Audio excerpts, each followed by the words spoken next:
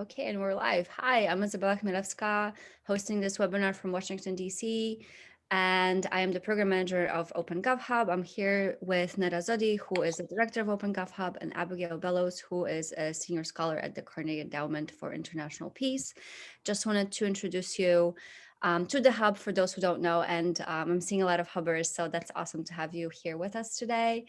The Open Gov Hub is a very dynamic meeting place in DC that brings together 50 organizations, mostly NGOs, that work worldwide to help open up governments and empower citizens. And this BBL is actually our last event of the year, so thanks for making it. And without further ado, I'll take it away with Neda's first introduction. Yeah, sounds great. So thank you so much, Isabella. Good afternoon, everyone. I'm going to get the screen share set up here. We really are happy to see you all today, especially during the end of year, which I know is a really busy time.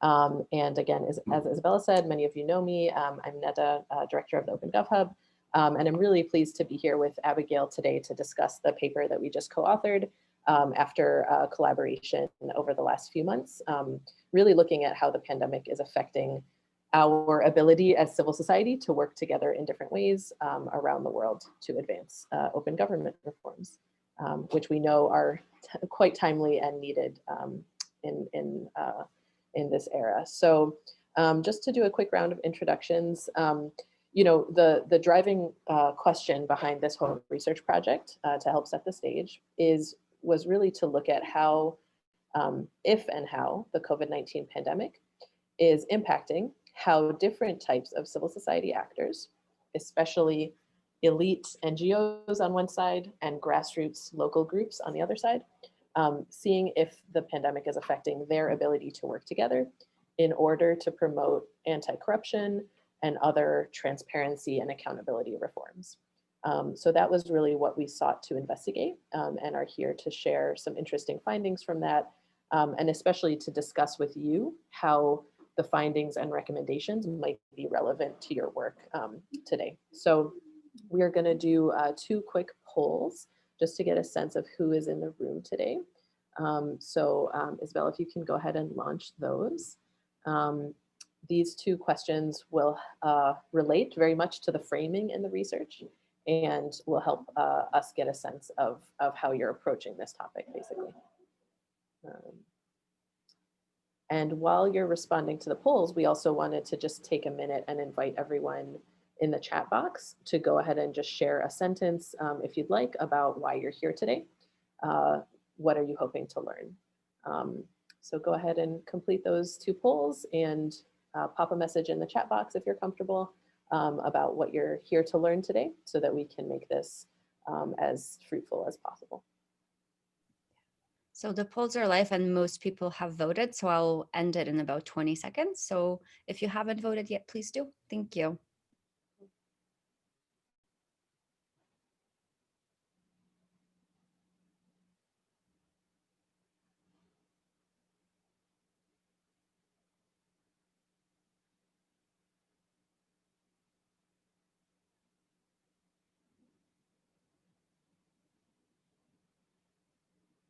Okay, I can just share the results and Neda, you can comment if you'd like. Yeah, but most of us are from elite professional NGOs and mostly focused on global issues in their work. Okay, great. Yeah, that makes sense. And is certainly true of most of us in the Open GovHub network, but we will definitely get into a discussion about how this can relate to all of our work today. So thank you for sharing. And again, in the chat box, if you'd like to share a word or 2 about what you're hoping to learn, I will take a quick look here so that we can make this, again, a fruitful dialogue in our short time today. Thank you all again for being here. Yeah, again, recognizing that many of us do have relationships with grassroots groups and wanting to see how we can support those and democratize data. That's great. And lessons from global democracy efforts for US grassroots groups. Awesome, cool. So we will have the team continue to look at the chat box. Thank you for sharing, and we'll just jump right in. The format for today is Abigail and I will present for about 15 minutes key findings and key recommendations from this report. And then we will hear from one discussant, Lauren Keyville, who helped organize a few of our focus groups, and then open it up for a full discussion so that this can be helpful for all of our collective work. So yeah, just to kick things off here, we want to, again, orient today's conversation with this overarching question that looks at if and how the pandemic is changing the ability of elite and grassroots civil society to work together on open government reforms. The context for what we did really started off with the paper that Abigail had published early this year through Carnegie, which really found the existence, of a divide between many elite and grassroots efforts to combat corruption issues around the world. This was something intuitively that a lot of people in our field, had sensed, but it was really helpful to kind of have a new framework to engage with this topic. And that's something we saw when we hosted a discussion with Abigail earlier this year. So that was kind of our starting point. And then, of course, in working with our global partners and just seeing what was happening locally as well, we kind of all have, quickly came to the realization that there were kind of massive corruption risks that developed immediately in the wake of the pandemic, and some of which, are continuing today. And so that immediately kind of placed an interesting opportunity for us to think differently about how civil society actors of different types can really serve as translators and intermediaries between public servants and the public sector government on the one hand, and the local communities that are most impacted by those corruption risks on the other. That's obviously a role that civil society plays, and it became even more accentuated in 2020 during the pandemic. So we set out to hear from as many people as possible across different regions. In total, we heard from about 125 civil society leaders from a mix of elite, grassroots, and hybrid groups across 20 different countries, mostly coming from Africa, Latin America, Europe, and Asia. And many of our global affiliate hubs helped facilitate some focus groups, so we're really grateful for those partnerships, in addition to us doing a handful of interviews. So that really represented the data collection behind this process. And again, we were really pleased from the beginning. We made an open call for people to speak with us about this topic, and saw a very positive response. So it kind of indicated to us that we were, pursuing a research question that was really timely and relevant for many of us. So a really important moment now is for us to kind of define key terms that we use throughout this research and the paper. As you've already heard, we talk about basically this divide between elite NGOs on one side and grassroots groups on the other side. Obviously, this is a simplified framework, but it's an important one to help us navigate this conversation. And it's very important to note, of course, that these terms do not have any kind of normative connotations. It's not a good or bad thing to be elite or grassroots. Obviously, there are critical roles to be played by all types of civil society actors. And that's definitely something that we'll go into in more detail, because it relates very much to some of the findings around specialization of roles within the civil society spectrum. But generally speaking, when we talk about elites, we are talking about professional organizations who have paid staff. They tend to be nationally focused and oftentimes based in the capital city of that country. And they tend to have some kind of, technical expertise. Maybe it's legal expertise or policy, topic expertise, et cetera. On the other hand, grassroots organizations tend to be volunteer driven, right, with little or no paid staff. They tend to be locally focused, whether that's at the municipal level, the state level, and they tend to be more informal, again, without paid staff or technical expertise, but clearly very much community-based and focused on addressing challenges within specific communities. There are also, of course, hybrid organizations which possess elements of both of these types. So in our research, we asked participants to self-identify. And so we gave them, the option to say, do you see your organization as elite, grassroots, or hybrid, given these definitions? And then the final key definition to help work through our conversation is the distinction between two different types of coalitions or partnerships. Vertical coalitions, which represent partnerships between grassroots and elite organizations coming together across the spectrum, or horizontal coalitions, which represent similar types of civil society groups coming together. So elites coming together with elites, grassroots coming together with grassroots. The findings touch on the distinctions, basically how the pandemic is impacting vertical and horizontal coalitions differently. And so Abigail will be touching on that in just a little bit. Okay, let me close that. Okay, so perfect. Now we just want to move into basically top 5 key findings from the paper. We do certainly encourage you to take a look at the full report if you haven't yet, since it goes into a lot more nuance on these findings.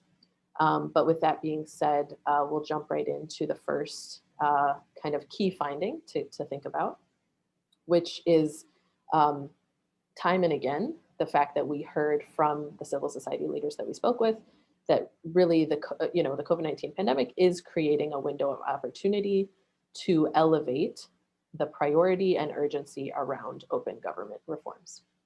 Time and again in many different countries, people had indicated that there was a huge surge, and still is, in public interest and concern on transparency and accountability issues, because obviously they're, siphoning off public funds for private interests is always a problem, but it is especially a problem when those are COVID relief funds, and you can directly connect, corrupt activities and behaviors with the loss of human life, right? The ventilators are not being delivered. The major procurement contracts are filled with people skimming off the top, and only a small portion of those funds actually reaching the communities that they're meant to serve. So of course, this state of emergency has really elevated the urgency for transparency and accountability in a very positive way. One of our participants had talked about this campaign, and they had done some messaging around how COVID can indeed lead to more corruption, because there's this huge surge of funding around relief. And in many developing countries, funding from outside actors, from international institutions, which is susceptible to corruption. But at the same time, more corruption also leads to more COVID, right? When we are not ensuring that relief funds and relief services are reaching the audiences that need them the most. We also found a really interesting conversation around how to link open government reforms with direct service provision and basic concern about livelihood and everyday needs. One of our participants had talked about how, they do a lot of human rights advocacy including with remote, poorer communities. And initially, when they would come in to speak to communities, they would say, it's nice that you're educating me about our rights or about how we could engage in the Constitution, but I don't have food on the table. So that was clearly a theme and could present a challenge for some open government work. But we also heard from participants who were finding creative ways to, again, leverage this opportunity and help really connect how the loss of funds towards corruption directly translates into, reduced health services, reduced education services, to really make those clear links between open government reforms and improved livelihoods. And then finally, as you'll hear more from us about momentarily, we really feel that this unique once in a generation, window of opportunity requires partnerships for us as a field to effectively seize this opportunity ahead of us. We know that elite groups and grassroots groups, play different roles, and they serve different purposes. They have different strengths. And so we really need to collectively be thinking about how to better seize this window of opportunity through more horizontal partnerships, but also more vertical partnerships. So just before I hand it back to Abigail to share some more findings, I'm going to share a quick quote that we heard from one of our participants, which really helps summarize this idea around specialized roles between different actors. The participant was saying, grassroots groups based in Mombasa can't access budget information from the government in Nairobi, for example, whereas an international group, whereas a group like Transparency International could. But the question of whether that information is useful is dependent on us, grassroots actors. We can tell you whether or not the road was truly constructed. Each actor has their role to play. So this clearly was a key theme in our research and that we'll continue to elaborate on in the subsequent findings. I'm going to hand over the screen share to Abigail to take it from here. Thanks, Neda.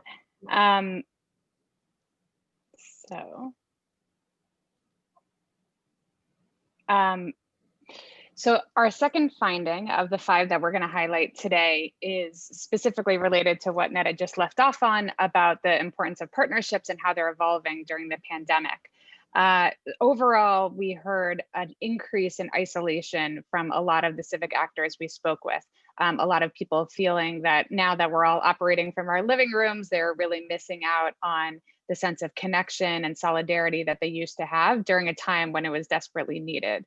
And so in general, the kind of big picture takeaway is that we didn't find the level of depth and breadth in terms of partnerships that would be needed to seize that window of opportunity that Neda spoke about. So that's the disappointing news. On the plus side, we did hear some people point to deeper networks among some of their existing partners. So some of the horizontal alliances that Neda referenced among elite actors, among grassroots actors, people who are already connected with each other, in particular, elites who had access to digital connectivity, digital technology, were able to marshal some of those existing relationships. But in terms of vertical partnerships between the elite actors and the grassroots actors, we saw some instances in which people were doing more of the same, kind of finding new ways to tap into some of the known relationships they had at either the elite or grassroots levels, but we weren't able to find many instances in which those partnerships were expanded towards new actors or in which they really transformed into something that would be more what we called in the paper egalitarian partnerships, partnerships based on mutual respect, where the grassroots actors have power in defining the terms of the partnership in a similar way to what the elites have. And so as a result, so often the kind of access to political power defaulted into the usual suspects in terms of who got into the room of conversations with politicians and other sorts of decision-making bodies, and overall maintained the power structures that tend to devalue grassroots leadership. We did see that the pandemic is impacting everybody's work. Of course, all of us connecting here on Zoom are experiencing that ourselves, but there are particular implications for partnerships that we focused on in this paper. We saw that in places where there's decent connectivity, where a lot of groups are already online and have in-house capacity with regard to digital technology, they were able to use this moment of remote connectivity that we're in right now to broaden some of their engagements. So we heard from some who said, we used to have 25 people in a room and now we have 75 people on Zoom, those sorts of broader engagements. Those tended to be most effective when it came to webinars and other sorts of one-way communication forums, but harder to have in-depth interactive discussions with that wider network, given some of the limits of technology and the need for us to all develop new skills for engaging online. But in places where there is much less connectivity, in places where there is lower bandwidth already, then those communities, especially grassroots communities, fell farther behind, lost touch with the conversation and the kind of center of power even more, because they maybe perhaps could go in person in the past, and now they're not able to go in person, and the conversations are even more exclusionary to those marginalized communities. To try to overcome that, we did see some creative techniques starting to be rolled out or experimented with, including expanded use of community radio, increased use of local liaisons in a community where there's one person who has great internet access, and then they can be the link to a circle of other volunteers. And perhaps in the future that could lay the groundwork for greater leadership development at the local level. Financially, this has been a difficult time for a lot of civil society groups as the needs that they've faced have changed and budgets have shrunk in a lot of donor agencies and bilateral funding entities. But in the open gov sector, we think it seems to be somewhat mitigated by the excitement and interest that there is both from the public and the philanthropy communities in terms of the importance of open gov right now. And that is super important because this work requires money. This coalition building work needs to be resourced either through general operating resources or through dedicated partnership and institution building resources. And so we're cautiously optimistic that this kind of work can be supported in the future in spite of the overall concerns in terms of the funding climate for civic groups. And finally, our last finding that we'll highlight here today is that there is an overall trend of increased threat to civic space in a lot of countries, places where governments are using this emergency, taking advantage of it to restrict civic freedoms in a way that is reducing freedom of expression and association. But for grassroots groups, they are doubly affected. This overall trend of civic space is impacting them, but they're even more marginalized, even more isolated than they were previously. And so they can sometimes feel, we heard from one interviewee that they feel abandoned at the local level in these more remote areas where they can be targeted for speaking out on a controversial issue like corruption. And in those instances, it's more important than ever to have these vertical coalitions, which lend some top cover, some visibility, some support, some solidarity and technical skills to the grassroots organizations on the one hand. And for the elite organizations, the grassroots relationships lend them legitimacy, which is hugely important during a time when it's very easy for the elite organizations to be dismissed or seen or maligned as purely technocratic and disconnected from the people. And we know that authoritarians are trying to undermine the credibility of our field in that way. And so these grassroots relationships are more important than ever to help overcome civic space threats for both the elite and grassroots actors. Finally, we'll wrap up with some of the key recommendations that we highlighted in the paper, and then we'll open it up to more of your reactions and comments.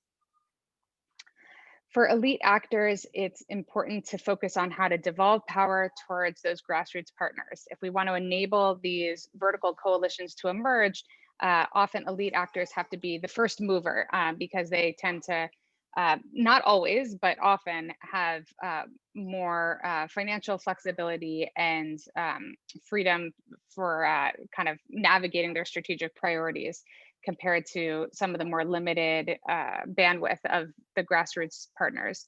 But when they are in partnership, the flexibility they can extend to their grassroots allies is more important than ever during the pandemic, because we heard from many interviewees that this is a time when they need to be repositioning their priorities quite rapidly.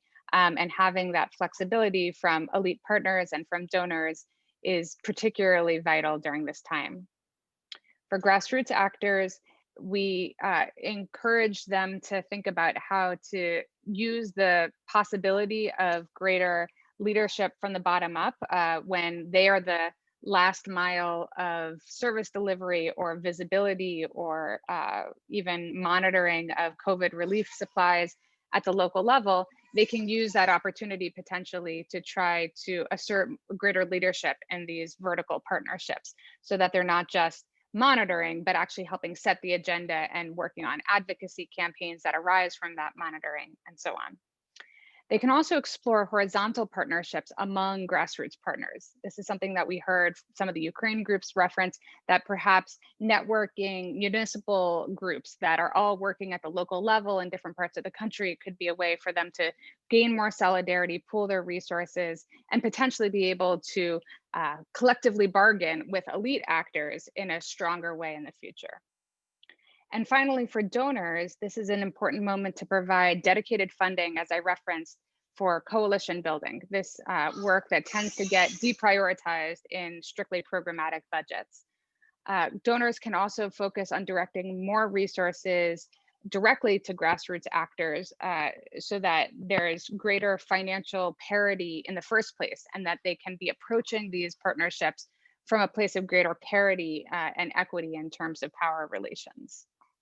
And finally, donors can create financial space and convening spaces to encourage reflection on which of these pandemic area adaptations that we documented in our paper are worth extending into the future, into the eventual post-pandemic life that we can all look forward to. This is a moment to reflect on which of the lessons learned are worth saving and incorporating moving forward. And with that, I'll turn it back to Netta to introduce our discussant. Yeah, thank you so much, Abigail. So do please, start to share your questions or reactions from what you've heard in the chat box, just to get us started. But before we do open up to a broader discussion, we wanted to invite Lauren Keevil to share kind of 5 minutes of reaction as a discussant. Lauren is with Pact Global, which is a member of the Open GovHub network. And in particular, Lauren and her colleagues had helped facilitate 4 focus groups with participants in a few different countries to feed into this research. So as someone who is closely involved, we wanted to give Lauren a chance to share some overall reactions. And I know others of you in the room participated in the research as well, so we'd especially like to hear from you as soon as we open it up for discussion. So yeah, Lauren, I saw you were on the call earlier. Do you want to go ahead and unmute yourself? Great. Can you guys hear me? We can. It's a little bit fuzzy, but oh boy. All right. Well, fingers crossed that my internet holds up. But if for any reason I get distorted, just let me know. Just wave at me. Thank you. Great. It's great to be connected with all of you. Thanks for including me in this conversation, and a huge thanks to Netta and Abigail for spearheading this really timely and important research. I think I can speak on behalf of both the Pact Ukraine and Pact Zimbabwe teams in saying that they also found these conversations, the focus group discussions, to be really enriching and interesting. And I certainly gained a lot from those conversations as well. So I had the opportunity to go through the report, which I really highly recommend. If you haven't had the chance to read it yet, please do. It's really accessible and engaging and has so many important insights for this moment for the open government community. And I wanted to share a couple of reflections as my perspective as somebody based in DC, supporting our country teams, leading projects in the DRG and open government space, and also to highlight some of the key questions I was left with after reading the report and participating in the focus groups earlier this fall. So I had 3 main reflections, buckets of ideas that I was left wrestling with. The first is I found myself thinking a lot about the importance of trust in building civic collaborations and how that enables our sector to meet our broader objectives and goals during the era of COVID-19. And I found myself thinking about trust in 2 different ways. First, in an operational sense, I was really struck during the focus groups that I participated in that participants kept noting that the soft connections and the in-person interactions and networking between individuals and organizations was so foundational to build that familiarity that allowed for trust and essentially to catalyze future collaborations and really seeding the grounds for deeper interactions. And listening and also thinking about trust, listening to Abigail just earlier describing efforts to reduce trust in civil society by authoritarian regimes during this era, or even grassroots organizations feeling abandoned during this time and the impact that that might have on how they interact with their peers. And so when I was thinking about these things, I started thinking about trust in a much more meta strategic sense. now that we have a vaccine, this question of public trust and in supporting accountable governance in support of public trust is absolutely critical to public safety. And as we know, accountability work at times can work at cross purposes with this goal of public trust. This is something that's highlighted briefly in the report, but we also know from past research that increasing messaging and awareness around corruption can increase the overall perception of corruption, even if the absolute value of that has decreased or remained the same.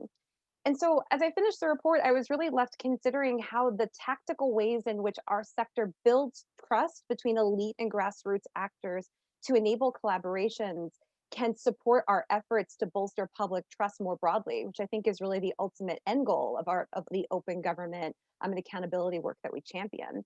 So in other words, with this increased focus on anti-corruption and open government issues, I think that our community has to bear that responsibility in a way that doesn't hollow out public trust, but instead demonstrates how foundational open government values and related oversight functions are to healthy democratic societies that serve citizens. So how do we build collaborations that navigate this tension carefully and really represent that goal that we're trying to realize within the sector itself?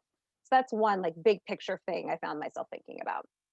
The second is I think that COVID has shown us the strengths and limitations of using a sector-based approach to furthering open government and transparency and accountability objectives. I want to be really clear that I think a sectoral approach is an indispensable one in many contexts, particularly those with shrinking space, for all of the reasons that Netta and Abigail mentioned. This is really a once in a generation window, not just to capitalize on the interest in open government, anti-corruption, but also to really make crystal clear the material impact that open government values have on the everyday lives of citizens, which, to be honest, is a message that our community has struggled to convey at times. So this is a really important moment. It's also important tactically, speaking from PAC's own experiences, we heard stories from Zimbabwe, for example, that livelihood organizations were able to continue their work relatively unimpeded during the COVID-19 related lockdowns. And governance organizations were able to piggyback off of that to continue really important conversations around local governance. And there are other examples of PAC's work, such as in Cambodia, where we've approached civic empowerment questions through a livelihood lens. And obviously, like this, having a common enemy and a shared goal can really help focus the community during that. We have so many competing priorities, and so having COVID as a unifying force, I think, is really powerful. But I mean, the conversation we're having here today and the report really lays out that this narrowing of focus, common enemy, shared goals, smaller subset of actors, it's not enough to break the silos and forge collaborations that allow for organizations to identify and take advantage of their respective complementarities. So I think that a sectoral focus can get us really far in this conversation, but I think it's also insufficient to capitalize on the window that Netta and Abigail have really clearly laid out for us. So it makes me wonder if we need to be thinking more deeply about how we reframe and talk about collaboration as a goal in and of itself. How do we incentivize this? How do we build the capacity of local organizations and leaders around this? And I think that there's a rich conversation that could be had there and lessons that could be harvested around this topic that would help us identify how to get past some of these structural concerns. My last key takeaway, very briefly, is I think that COVID has accelerated the transition from the town square to the digital square, and it's brought a renewed focus to how we safely use digital platforms. So I often think about this conversation that happened at the OGP summit in Ottawa last year, where somebody mentioned that we've had centuries to figure out the town square, but we've had about 15 years to figure out the digital square. So it's not surprising that our learning and adaptation in this space is really outstripped by our usage and its applications. But COVID has really accelerated and crystallized an already clear trend. And I think that even when mobility returns to normal, I think a lot of these changes to our way of our operational approaches will remain. So that brings a new urgency to a lot of the questions we were already grappling with. Questions around security, not just around data, but of people, citizens, and activists that are using these platforms, increased risks of surveillance, questions of inclusion and marginalization, whose voices are being amplified through tech, and how do we make that as inclusive as possible? and even questions around open washing. There were some examples given of governments that were now putting their parliamentary hearings online as a way of being more transparent. But in reality, it was also suspected that it was increasing opportunities for the government to survey, to increase surveillance on people participating in those conversations, and really limiting participation only to citizens who had access to sign into those resources, both in terms of bandwidth and time. So I think that all of these ongoing questions, alongside the regulatory conversations we're seeing unfold in the US and Europe around social media, signals that even more change is coming to this space, just as we're starting to catch up with some of these operational shifts. So it made me think, how do we build collaborations, not just in individual countries, but also globally between elite and grassroots CSOs, potentially organizations between in the global north who might have additional bandwidth or expertise on some of these technical questions to support CSOs to navigate this new operational reality and this digital divide.